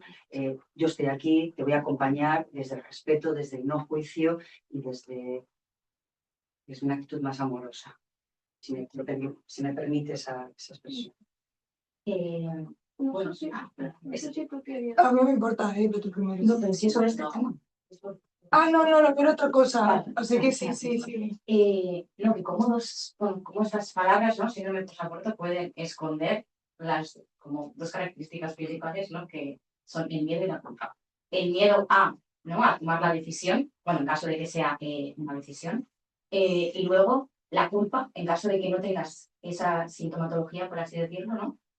La culpa por no sentirlo porque deberías sentir eso, ¿no? Porque es lo que me dice la sociedad o este síndrome posaborto, que deberías sentir, y entonces sentiría culpa, ¿no? Entonces, ¿cómo juegan con solo esto, no? ¿Cómo se puede jugar con ese miedo y con esa culpa? Y luego, muchas veces, ese tipo de conceptos llegan a la sociedad, se utilizan de forma como muy, ay, pues no, pues que Dios no me puso aborto. Y me parece muchas veces que se queda como, sí, O incluso como una amenaza, ¿no? De cuidado, que si abortas además vas a tener un síndrome, claro, yo lo vas cuando, a pasar muy mal. Es disciplinante. claro, pues yo cuando he leído, o cuando habéis dicho si no me puso aborto, no solo me he imaginado una persona que ha decidido abortar, me he imaginado una persona que ha tenido un aborto, ¿no? Es como he tenido estos síntomas, como estos signos, ostras, ¿no? Como de encima, ahora encima te lo grito y vamos a entrar en una rueda de, no sé. No. O sea, cuando además, es algo que cuando es una decisión, ¿no? Ya sea una pérdida, además espontánea, había un duelo, ¿no? O sea, un duelo que no siempre, los duelos no siempre se acaban teniendo una patología. No me salió. Los duelos son parte de la vida. Claro, los duelos son parte de la vida, que luego pueden prolongarse, ¿no? Y entonces ahí habría que hacer más trabajo, pero simplemente quizás sea acompañar en el duelo a esa persona. Yo en todo esto estaba pensando en el tema del duelo, como hay muchas veces, ¿no? Sobre todo padres y madres, con la niña, no es que no tiene abuelo, no, en plan, atiéndele, porque claro, abuelo no pasa nada, ¿no? O sea, cómo se patologiza incluso toda esa parte, ¿no? Pues como para que no inventen esto. Los duelos están muy patologizados, ¿no? Y no dejan de ser un proceso normal para procesar una situación dolorosa, una pérdida. Es que está triste el productivo. Totalmente. Un duelo expreso. Vale, yo quería preguntar una cosa. Entiendo que, bueno, pues que tenéis una mirada de perspectiva de género, entiendo que interseccional, todo genial. La pregunta es un poco directa, pero de verdad que es curiosidad genuina, ¿eh? ¿Por qué? Y también habéis comentado, ¿no? Que en la infancia hablaréis de la transexualidad y demás. ¿Por qué habéis decidido utilizar el término mujeres y no personas que menstruan? O sea, perdón, si es genuino, de verdad que es curiosidad pura, ¿eh? Lo comentamos, recuerdo que sí que estuvimos hablando sobre este tema y de hecho tuvimos como hasta debate, ¿no? Un poco por qué título poner, pero pensábamos que iba a ser una parte mejor aceptado, te diré, y por otro lado que creemos que también, ¿no? La identidad mujer como que también conllevaba un contexto, ¿no? O sea, como que está en la parte de género. Pero sí que recuerdo que fue tema de debate, o sea, no lo tuvimos en cuenta, quiero decir. Y que al final mujer también puede ser una mujer trans, ¿no? Que no es una mujer que menstrua, por ejemplo. Entonces también creo que estuvimos ahí debatiendo, ¿no? Y bueno, y una mujer en la menopausia no menstrua también es mujer. Ya, no, sí, o sea, que sí. Como que la palabra tampoco nos parecía que englobaba a todas. ¿no? Claro. Y tampoco vamos a inventar una palabra, ¿no? Yo creo que, o sea, yo añadiría a lo que habéis comentado, que sobre todo es desde la mirada sociocultural, ¿no? No así como os mencionado algunas cosas biológicas, ¿no? Que ahí ya sí que estaríamos hablando de una mujer, pues, por ejemplo, con útero, ¿no? O sin útero, pero sí que en el resto, ¿no? Engloba un poco a cómo estás viviendo, no como mujer, que has nacido mujer, sino como mujer. hay que es mujeres. Nada. Sí, pusimos en plural, o sea, sí que recuerdo que estuvimos debatiendo. ¿no? Sí, que nos incluye un poco Todo un poco, intentar pero es que es muy complicado. englobar a la mayor cantidad de Claro. A mí me gustaría preguntarte, ya que ¿no? Es algo que te ha chirriado de alguna forma, ¿en qué sentido te ha chirriado? No, que no me has chirriado nada. Es que por eso he dicho, de verdad que es curiosidad genuina, que no es que me haya, sino también un poco como muchas veces, ¿no? Como en este proceso feminista o de construcción, de entender, de plantearte muchas veces muchas cosas, creo que el lenguaje es importante, ¿no? O sea, es más como una pregunta de vosotras como experta en el tema, ¿no? De cuando he escuchado el término en plan personas que menstruan o mujer, ¿no? Como intentando englobar todas las realidades que existen. era un poco, pues eso, curiosidad para preguntar un poco, Vale, todo. Pero que no me ha chirriado nada, de verdad. Vale. Que de verdad que no, que era curiosidad pura, ¿eh? La realidad, o sea, sí que queríamos esa realidad y precisamente la queremos incluir en la primera etapa, en la infancia. Ya tenemos a las expertas que van a venir a hablar sobre ello, porque entendíamos que, bueno, que era un momento importante desde el inicio poder hablar de Vale, pero sí que básicamente yo en mi proyecto personal y profesional de ser más inclusiva y de una mirada más amplia, de hecho me gusta mucho lo que ha dicho la compañera de mujer o sea, que tiene la menopausia también, mujer y no menstrua. Era un poco por ahí la pregunta.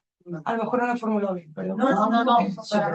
Súper bien y sí, es súper oportuna la Importante. importante, sí. Eso nos hemos comentado. En los siguientes ciclos vamos a tener participantes de asociaciones no solo nosotros en comisión. Vamos a traer expertas de distintos, de los temas que queremos tratar en cada etapa. Igual incluso podríamos avanzar quiénes van a venir la próxima clase, ¿no? Para abrir un poco de boca. Bueno, a este respecto, sí, a este respecto deciros que en breve, en un, vamos, yo creo que para la semana que viene ya tendréis la información de todas las personas que van a colaborar en la siguiente charla, que va a ser el 11 de diciembre. Si os parece, a todas las personas que estáis hoy aquí, os voy a mandar directamente, cuando tengamos ya confirmado todo, la información para que lo tengáis de primera mano, ¿vale? Entonces, a partir de ahí ya podréis inscribiros también a esta charla. Como decían las compañeras, van a ser personas que son expertas en la etapa de la infancia a la menarquía, y queremos englobar un poco todo el aspecto, es decir, queremos tener una mirada amplia de todo lo que puede ocurrir en esa etapa. Con lo cual, esperar unos días más y enseguida compartiremos con todas vosotras la información, que yo creo que va a estar muy, muy interesante. ¿Vale? Un poquito de paciencia.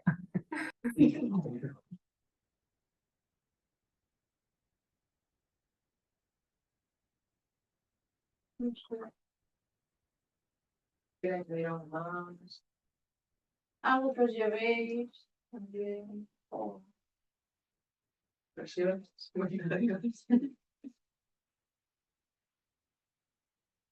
Sí que antes de empezar la charla con una compañera aquí en la sala hemos estado hablando, ¿no? Que se apunta muchísima gente, ¿eh? Estamos 100 y pico personas y la verdad es que es una alegría.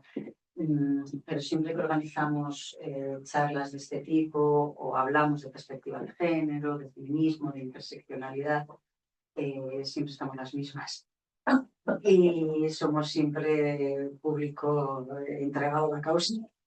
El reto siempre es intentar llegar a otras personas que no se sienten interpelados con esta formación, ¿no? Porque estoy convencida, o estamos convencidas, de que de las 3.000 y pico personas que están colegiadas en este colegio, habrá habido personas que habrán visto, incluso de mujeres, ¡buah, qué coñazo! Esto no es para mí. Y probablemente haya personas que han dicho, esto no es para mí. Lo que queremos trasladar es que esto sí que es para ti. Esto es para todos y para todas.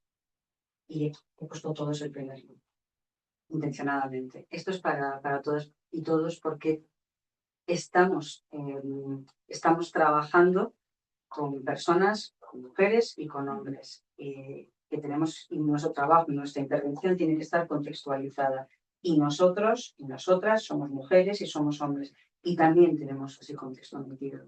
Entonces, invitamos a que vengáis, porque esto es un espacio de reflexión conjunta, es un espacio de debate que nos trae muchas cosas, que nos remueve cositas y que creo que es importante que nos las remueva como profesionales. Así que sí podemos invitar a los que dicen que esto no va con ellos. No es un correo, simplemente.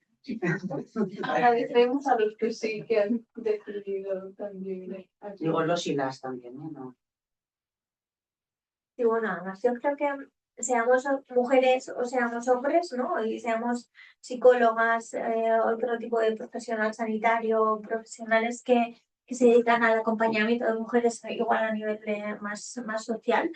En el momento en el que tienes delante o al lado una mujer, ¿no? Con una demanda, es que yo creo que poder contar con todo esto que vamos a aportar en estas jornadas, ¿no? Yo creo que nos hace mejores profesionales, ¿no? Entonces, yo creo que son muy necesarias estas jornadas y creo que es muy interesante poder abrir un poquito las orejas, la mente y los ojos, ¿no? Yo creo que no solo como profesionales, ¿no? Al final convivimos, o sea, nos movemos con todos los géneros, ¿no? A nuestro alrededor, entonces sí convivimos. No es algo solo en consulta, ¿no? O como acompañamiento. Hilándolo un poco a lo que tú decías antes aquí en sala, lo que nosotros queremos poner encima de la mesa es la necesidad de contextualizar, tener en cuenta esos condicionantes sociales, culturales, políticos que están influyendo en la construcción de esa persona, ¿no? A lo largo de su vida y cómo está afectando en distintas etapas, ¿no? Entonces, a lo mejor también tenemos que tenerlo en cuenta cuando estamos con una mujer trans que ha sido socializada como hombre o con un hombre trans que ha sido socializado como mujer. Pues, también es importante no perder esa perspectiva, ¿no? Cuando nos parece importante no perder esa perspectiva. Sí, total.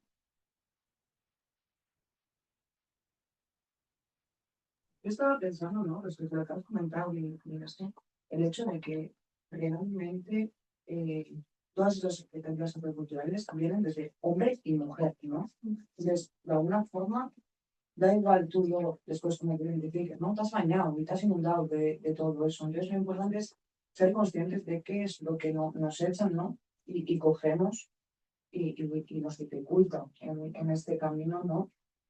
Obviamente teniendo en cuenta, ¿no?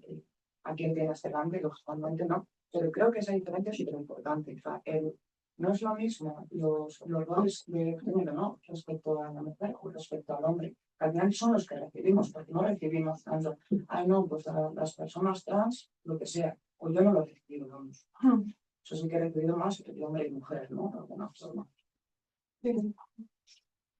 O sea, no sé si me he explicado. Sí, sí, te estoy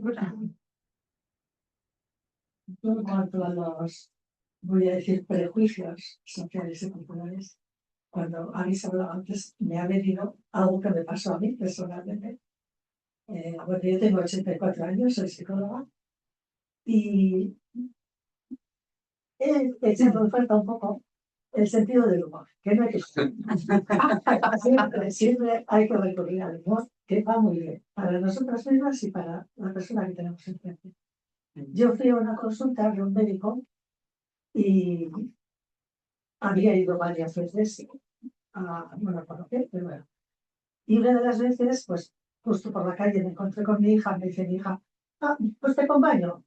Y luego vamos de paseo. Bueno, entró y era un hombre médico y entonces le empezó a explicar a mi hija.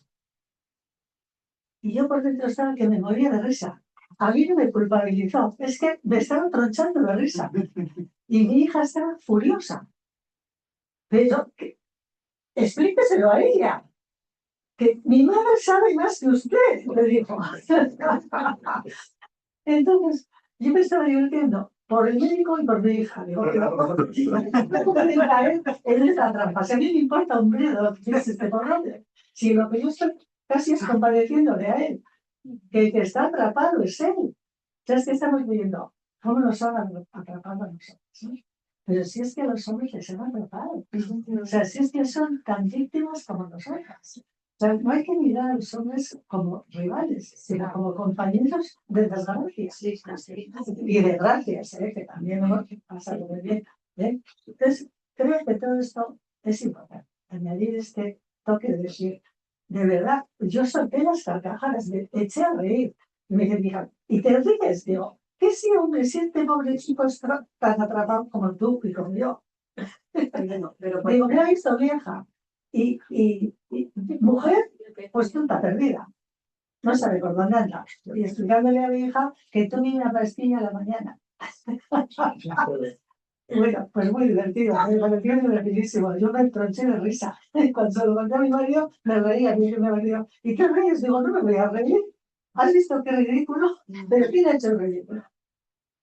Pero porque ha habido, ¿no?, la capacidad de poder ver, ¿no?, que es él quien está atrapado y no tú, pero muchas veces, ¿no? Esto hay que crear Totalmente, y para eso, ¿no?, el exponer. nosotras y en las personas que tenemos enfrente. Tanto en él para que se termine riendo de sí mismo y diga, y es verdad, perdón, señor. Y la reacción, la forma de reaccionar, que también le puedo tener más impacto que igual si le quedas a un speech, ¿no? Gracias por compartir. Recojo un poquito una de las cosas que has dicho. Está genial el sentido del humor. Cómo nos ayuda, ¿no? Cómo nos ayuda en nuestra vida personal y cómo nos ayuda también en nuestra vida profesional, ¿no?, a desdramatizar, ¿no? Porque yo creo que todas atendemos en nuestros servicios situaciones a veces extremadamente traumáticas, extremadamente difíciles, ¿no? Sí que es cierto que ese contexto en el que estamos incluye a hombres y mujeres. Yo no me atrevería a calificar que son víctimas. Para mí las víctimas están en otro lugar, por la definición de víctima. Bueno, víctima en el sentido sociocultural. No digo ya de otro tipo, ¿no? Sí, de agresión que pasa, física. sí, lo que pasa es que en muchas ocasiones... Ni psicológicas, en ese sentido. Sí, entiendo. Lo que pasa es que, bueno, quizá a lo mejor, bueno, eso sin más, ¿no? Pero sí que me parece ahí importante, ¿no?, que esa parte de contextualizar también la contextualice, se contextualice con los hombres. Y sí que nos gustaría dejar claro que no estamos aquí para oponernos a los hombres, que no somos, y los hombres no son nuestros rivales, que no vamos a atacar a los hombres. Es que esto no va de eso. Esto va de 4 profesionales de la psicología que tenemos un bagaje profesional y también académico, y que lo que defendemos precisamente es la rigurosidad, el carácter científico, la evidencia. Eso es lo que defendemos. Aquí no está ni atacar a hombres ni atacar a nadie, o sea, porque no estamos para esas peleas, ¿no? O sea, esto lo digo, te lo recojo, compañera, porque probablemente en todas esas personas que nos han apuntado esto de los ciclos dirán, wow, ¿para qué? ¿Para qué me voy a apuntar si me van a atacar? No, es que esto no, o sea, hablar de ciclos de mujeres no es excluir a los hombres, para nada. Entonces, yo creo que ahí tenemos un trabajo importante también que hacer, ¿no? Nosotras no, es que esto, bueno, nosotras y ellos también, ¿no? O sea, el que nosotras estemos defendiendo que las mujeres tienen unas especificidades distintas no significa que estemos invisibilizando a los hombres, para nada. Es que eso es como es un argumento, no sé cómo se llama, es un argumento que no tiene lógica. O sea, de hablar de mujeres, deducir que se invisibiliza a los hombres, eso ¿cómo hacemos este salto? ¿Cómo se ha producido este salto? El salto no es científico, eso no lo hemos hecho nosotras, no se ha hecho desde aquí. O sea, simplemente estamos poniendo de manifiesto esos condicionantes de los que estamos hablando que diferencian a hombres y a mujeres. Y yo añadiría, diferencia y jerarquiza. O sea, porque no solo diferencia, no solo nos hace diferentes, sino que nos coloca en posiciones diferentes y posiciones jerárquicas en donde una parte está por encima y otra parte está subordinada. Entonces, eso también creo que es importante decirlo. Y te agradezco muchísimo que hayas introducido ese elemento del humor, que es súper importante. Más en la vida con humor. Sí, es necesario. Yo apoyo. Es que al final es educativo, porque no podemos hacer ese salto porque básicamente los hemos parido nosotras. Entonces, punto patriarcalmente hablando, el hombre es producto de la mujer. Con lo cual, ¿de dónde parte todo al final? De la educación. Entonces, hay pues otros continentes, otras culturas que pues de alguna manera o de otra se han desarrollado más patriarcalmente que otras culturas que son más matriarcales. Igual de ahí sí se puede hacer una diferenciación. Pero bueno, genéticamente estamos todos unidos. Chicas, ¿tenéis en el chat algún comentario y alguna pregunta? No sé si lo leéis, Laura. Sí, iba a leerlo. Sí. Vale. Por aquí Lorena nos habla de la iniciativa y comenta que son muy necesarias. Y quería comentarnos que a menudo en consulta se encuentra con mujeres que manifiestan clínica ansiosa, incluso depresiva, consecuencia natural, como secundaria a los malestares masculinos. Es decir, sobrecarga relacionada con la crianza, donde a la que se atienden estas mujeres a problemas, la falta de responsabilización y abuso. Me gustaría conocer vuestro punto de vista y cómo afrontar estas situaciones.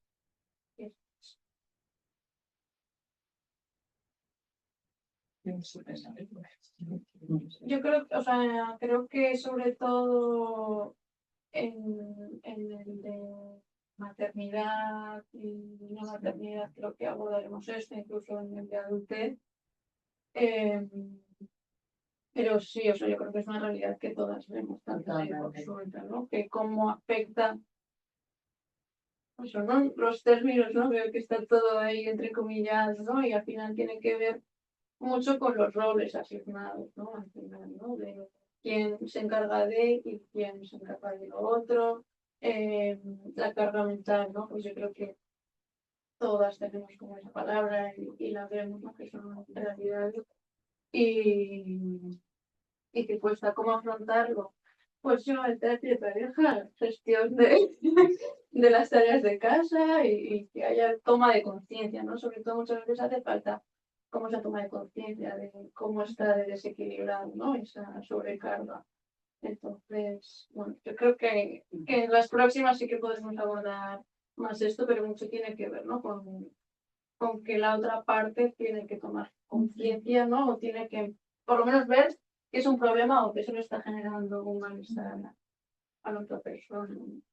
Que creo que al final es la clave, ¿no? El ser consciente de que hay un malestar. Al final da igual que no haga la tarea de que la cosa es un malestar, ¿no? Vamos a atenderlo y vemos a ver cómo podemos hacerlo. Para mí también un poco desde ¿qué estoy perdiendo yo al tener esta carga mental, ¿no? Pierdo mi libertad, no pierdo el poder tener, no sé, otra vez, ¿no? Pero mientras tú te vas tranquilamente a jugar un pádel, pues estoy aquí pensando en que hay que hacer time, ¿no? Pues, ¿qué estoy perdiendo? Y también intentar recuperar esos, no espacios físicos necesariamente, pero esos espacios mentales, ¿no? Y educativos y lo que esto tú usa, comprender desde la pareja, comprender que existe un malestar. Yo añadiría, a mí me parece importante, ¿no? Cuando hablamos de que la otra parte, ¿no? En este caso, los molestares masculinos, me encanta esa palabra. Es que tienen que tomar conciencia y tal. Bueno, yo creo que primero tienen que querer tomar conciencia. Querer tomar conciencia de la posición que ellos ocupan en el mundo, en las relaciones, en la estructura y lo que implica salirse de esa posición. Eso es la responsabilización, ¿no? Y me viene a la cabeza cuando estamos hablando y estoy escuchando a las compañeras, ¿no? Que en la trampa en la que caemos, ¿no? También las profesionales de la psicología cuando atendemos, claro, nos llega la mujer, ¿no? En este caso a la mujer, ¿no? Que está, el ejemplo que ha puesto la compañera es una mujer que está sobrecargada por la crianza, ¿no? Y que viene con clínica ansiosa, etcétera. Claro. Si no contextualizamos, no vamos a ver que esa clínica ansiosa de dónde viene. No es que ella sea ansiosa, sino que viene de que se está enfrentando a una situación X muy concreta que la está desbordando y que lógicamente le genera ansiedad, ¿no? Y que, claro, pero la trampa, a lo que quiero llegar es, soy capaz de explicarlo bien, ¿no? La trampa también es decir, vale, se la contextualizamos, ¿no? Entonces, muchas veces, y es muy propio de las mujeres porque nos han educado así, ¿no? O sea, vale, entonces mi responsabilidad es hacerle entender a él que la carga mental, ta. Entonces, otra vez volvemos a cargar en ella la responsabilidad, la culpa, Pues claro, si él no lo hace es que yo no se lo estoy explicando bien, no se lo estoy haciendo entender bien, ¿no? A lo mejor lo que hay que decirle es, no es que tú lo estés haciendo bien, o sea, no es que no, es que él no quiere. También eso forma parte del contexto. Cuando hablamos de esa contextualización, también forma parte del contexto decirle, ya, es que, ¿qué supone para él tomar conciencia de eso? ¿Qué supone para él el cambio? Estamos hablando de parejas heterosexuales y en relaciones afectivas, pero también podemos hablar del tema laboral o del tema relacional o del tema familiar, muchas cosas, no solo en la parte que ha comentado la compañera, ¿no? Entonces, todo esto también es complejo para la terapeuta y para la mujer que atendemos y que acompañamos, porque parece como que le estamos, a lo que quiero decir es que la trampa es como que le estamos colocando el cambio estructural a una persona concreta. Yo creo que es importante también trabajar la parte en la que desde dónde vives tú esa maternidad, ¿no? Incluso desde dónde vives la pareja, ¿no? Porque claro, ¿qué está pasando en mí para que yo esté en esta situación, ¿no? Tenga a alguien al lado que ni siquiera me comprende, ni siquiera me apoya, ¿no? ¿Qué está pasando para que yo me venga ahí de la misma forma, ¿no? O sea, cómo podemos hacer, ¿no? Para que tú cambies, pero para ti, no para la pareja. O sea, no sé si me he explicado. Yo en ese aspecto también añadiría como, que es diferente, yo creo, cuando te viene a consulta la pareja, ¿no? Una pareja heterosexual, o cuando te viene a consulta la mujer, ¿no? Con todos estos, pues, esta ansiedad, con todos estos malestares, ¿no? Yo creo que el foco también a veces está en que, pues, nos han educado tanto en esta parte de cuidar, de maternar, ¿no? Que acabamos maternando a nuestras parejas, cuánto estamos dispuestas, ¿no? O poner el foco un poco en cuánto estamos dispuestos a soltar, ¿no? O sea, porque nos ha educado tanto en eso, en hay que cuidar, hay que maternar, por así decirlo, ¿vale? Que no nos guste, que lo hacemos, y tomar conciencia, ¿no? De cuánto me estoy permitiendo soltar, o sea, a mí misma, no tanto a la persona que tengo enfrente, ¿no? Pero es verdad que yo me puedo ver a mí misma, ¿no? En otro contexto, saliéndome un poco de los roles de género, en el que, imaginar, ¿no? En mi grupo de amistades, cuando preparamos las fiestas, ¿no? Que siempre menciono ese ejemplo. Hay una persona que es muy líder y hace cosas todo el rato. Yo ahí dejo de hacer. Yo dejo de hacer, porque esa persona hace, organiza, y yo dejo de hacer. Porque hay alguien que está ahí organizándolo todo, ¿no? Entonces, poner un poco, ya poniendo en la pareja, ¿no? En cuánto estoy dispuesta yo a soltar, y cuando suelte, eso te va a tener que hacer. Pero yo tengo que soltar para que eso se pueda hacer, ¿no? Para que la otra persona también pueda hacer. Lejos de, pero claro, ese ya es un trabajo más personal, porque cuando ponemos el foco en que yo tengo que educar, o sea, ya estoy otra vez maternando a mi pareja y educándole en lo que tiene que hacer y lo que no tiene que hacer, y hace un cuadro para que, no, si ya he intentado hacer un cuadro para que nos organicemos las tareas, no hacerlo los dos, ¿no? Poneros los dos ahí, ¿no? No es, o sea, es otra vez volver otra vez a educarlos y el trabajo que conlleva. Que esto lo quiero unir un momento, que quería decir una cosa con lo que ha dicho la compañera del humor, que creo que al haber puesto humor en esa situación, en consulta, también es quitarnos la carga un poco, ¿no? También me parece educativo, porque creo que la persona se quedaría como... pero a la vez es quitarte la carga, es una cosa educativa que te genera bienestar a ti, ¿no? O sea, como, no sé, me ha parecido súper interesante y me la apunto un poco porque creo que todas hemos transitado ese momento de rabia y enfado, ¿no? Cuando hemos vivido diferentes formas de violencia, en este caso, pues, quizá más sutiles, ¿no? Menos fuertes. Y siempre, pues, joder, al final te generan unas sensaciones de odio, de enfado, de rabia, de ira, que tampoco son cómodas para nosotras, ¿no? Y acabamos haciendo ahí un esfuerzo, un sobreesfuerzo que bueno, que tampoco nos merecemos siempre, ¿no? Entonces, ponerle un poco de humor me ha parecido una genial idea. Yo creo que respecto a lo que has comentado, ¿no? Que responsabilizarme de que el otro haga, creo que no trata de responsabilidad de ti, ¿no? De qué es lo que está pasando en ti y lo que has comentado, ¿no? O sea, de alguna forma es desde donde yo vivo, ¿no? Ya sea la maternidad, ya sea la pareja, y en base a eso decidir, ¿no? Teniendo en cuenta que yo puedo maternar a mi pareja, lo quiero o no lo quiero, es lo que está en mis manos. O sea, yo no voy a poder hacer que él pase la aspiradora, porque ¿qué hago? Le cojo y obligo a hacerlo, o sea, pero sí puedo decidir, ¿no? Vale, ¿y qué quiero hacer yo con todo esto, no? De alguna forma es como volver a pues eso, tomar como tu, no sé, o sea, tener tu propia vida, ¿no? Y tener la oportunidad de decidir en base a ti. Y no estar siempre, ¿no? Como a la expensa de, vale, pues va a hacerlo o no va a hacerlo. Pues claro, si no pasa la aspiradora, la paso yo. No la pases. No la pases. Eso es lo único que puedes hacer tú desde tu parte. Tomar conciencia de dónde están tus propios límites, que Eso estoy es. dispuesta a eso y que no, ¿no? Porque yo puedo tener una pareja, ya no hablo como pareja hombre o no, ¿no? Porque yo también lo he visto en parejas homosexuales o sea, evidentemente siempre hay uno que tiende a tener más carga mental, lo mismo que hay otro que se encarga de otras cosas y dices, bueno, vale, esto genera malestar, ¿cómo podemos repartir esto? Pero ¿dónde están los límites de cada uno? Pues yo creo que mi pareja limpie más, pues esto yo no lo puedo obligar. Entonces, ¿qué hacemos? ¿De dónde suelto yo? ¿Qué coger a otra persona? ¿Lo podemos hablar? ¿Lo podemos comentar? Pues si la otra persona no está dispuesta a hacerlo, pues yo no le puedo obligar. Yo tengo que decidir si eso, ¿no? Si pasa un límite personal, si no estoy dispuesto a eso, o sí, o me compensa. Y con la sintomatología, ¿no? Que, ¿por qué a mí me genera esto? ¿No? Totalmente. No tiene que ver con lo que yo entiendo que tengo que hacer o que es mi responsabilidad. Totalmente. A mí me están surgiendo ahora mismo dos reflexiones, ¿no? Cuando se escucho, ¿no? Y una de ellas es, has comentado, ¿no? La compañera aquí en sala ha comentado, ¿no? Pues bueno, pues a lo mejor esa persona, esa mujer tiene que soltar, ¿no? Y aquí tiene que soltar. Pero a mí me viene la reflexión No de... es tanto soltar, sino cómo lo vives y cómo quieras vivir. O sea, y acompañar en ese proceso natural. Tenemos que volver a esas expectativas socioculturales, que es lo que has mamado de alguna forma, ¿no? Vamos a romper, vamos a volver a crear, o sea, hay un trabajo detrás enorme. Y me quería centrar la reflexión en ese soltar, y luego utilizar las palabras, ¿no? Soltar, no romper, ¿no? El coste que tiene en salud mental romper y soltar.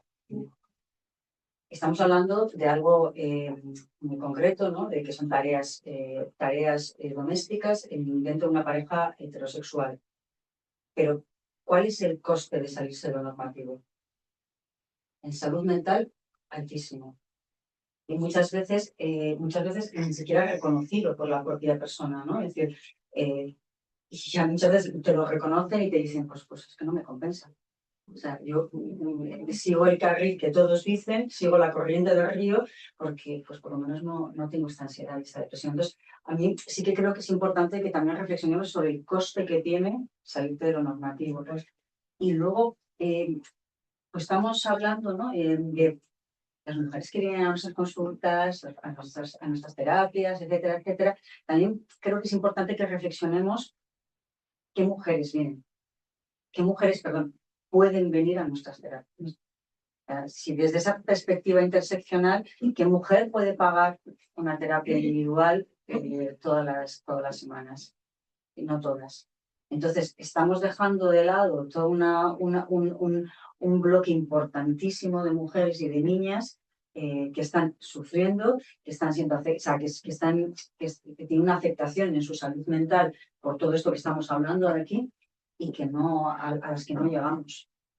A las que no llegamos es una consulta privada. Los que tengan las personas que tengan servicios públicos o institucionales, pues podrán llegar. Pero sí que me parecía importante eso, reflexionar sobre las personas que no llegan y las personas que se salen de lo normativo y el coste que eso. Sí, tenemos por alusiones, bueno, Raquel Miragaya ha comentado, no hay ni una sola sociedad matriarcal en ninguna parte del mundo. Lo que he comentado un poco antes yo, de la diferenciación entre una sociedad más matriarcal o patriarcal, que igual el término no era preciso, porque bueno, pues, no hay nada más que observar, obviamente, ¿no? En el mundo. Pero bueno, solo quería recomendar una lectura de una autora que se llama Mari Carmen Vázquez Rechea, que hay un capítulo al final que no me convence mucho porque habla un poco de hobby y tal. No soy muy partidaria de lo que opina ahí, pero los datos que da a priori, diferenciando una sociedad matrilineal de otra patrilineal y en qué se diferencian, se llama Europa Indígena Matrilineal, los vascos. Entonces, ahí hay bastantes datos un poco de lo que se llama pues desde la cultura, la agricultura intensiva y extensiva, es decir, la tecnología, la diferenciación de a qué se refiere con matrilineal. Igual me he expresado mal, pero bueno, también tengo mucha familia que emigró a otro país de Sudamérica por circunstancias y yo he visitado y conozco varias culturas, he viajado mucho, entonces puedo ver varios aspectos que sí, noto diferencia entre una cultura y otra, nada más. Nada. También comentaba por aquí la educación sexual basada en pornografía, ¿no? Que esto también como afectando a las vivencias, que eso también hablaremos, sobre todo en la juventud y demás. Entonces yo creo que con esto terminamos. Yo creo que ha sido un debate al final se ha encendido y ha ido bien. Muchas gracias por todas las aportaciones, por estar aquí presentes y esperamos en la siguiente.